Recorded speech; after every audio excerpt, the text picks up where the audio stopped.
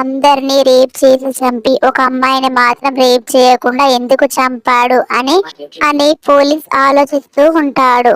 అంతలో ఒక అబ్బాయి వచ్చి మా అమ్మని చంపిన వ్యక్తిని ఇంకా పట్టుకోలేదేంటి అని గట్టిగా అడుగుతాడు. మా అమ్మ చనిపోయి నెల అవుతుంది, ఇంకా పట్టుకోలేదేంటి నువ్వు, దొంగలని ఎవరు వాళ్ళు అని ఎంతో బాధ ఉన్నట్టు ఏడుస్తున్నట్టు ఎంత బాగా యాక్టింగ్ చేస్తూ ఉంటాడు ఆ అబ్బాయి.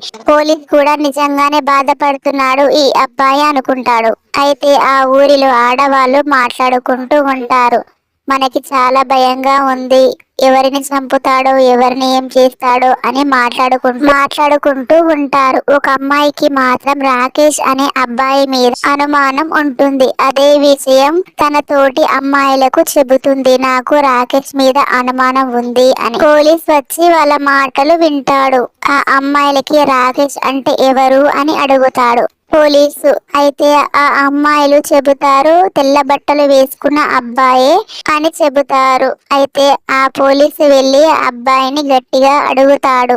ఆ అబ్బాయి మళ్ళీ డ్రామా మొదలు పెడతాడు. నాకేం తెలియదు, నేను అమాయకుణ్ణి, మా అమ్మ చనిపోయిందనే నేను చాలా బాధలో ఉన్నాను, నన్ను ఇలా అడగడం కరెక్ట్ కాదు, ఎందుకు ఇట్లా అడుగుతున్నారు, నా మీద అనుమానం ఎందుకు వచ్చింది, నా గురించి ఎవరేం చెప్పారు మీకు అని బాధపడుతున్నట్టు నటిస్తుంటాడు. ఇక పోలీస్ అనుకుంటాడు, నేనే అపార్థం చేసుకున్నా, అయ్యో పాపం బాధపడుతుండు కదా అనుకుంటాడు.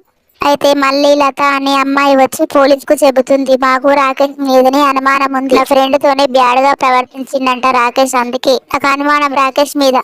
సరే అయితే నువ్వు ఒకసారి రాకేష్ కి ఒంటరిగా కనిపించు, నేను సాటుకెళ్ళి గమనిస్తుంటా, పట్టుకుందాం వాణ్ణి. రాకేష్ ని పట్టుకోవాలని లత కావాలని వానికి ఎదురుపడుతుంది. రాకేష్ లతని చంపాలనుకుంటాడు. అప్పుడే పోలీస్ వచ్చి, ఎందుకు ఇట్లా చేస్తున్నావు, నువ్వేనా అందరిని చంపేది అని రాకేష్ ని అడుగుతాడు పోలీసు.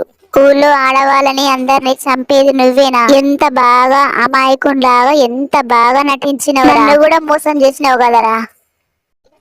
అయ్యో సార్, మీరు తప్పుగా అర్థం చేసుకుంటున్నారు, నేను అమాయకుణ్ణి, లతని మా అమ్మ గుర్తుకొచ్చి పట్టుకున్నా.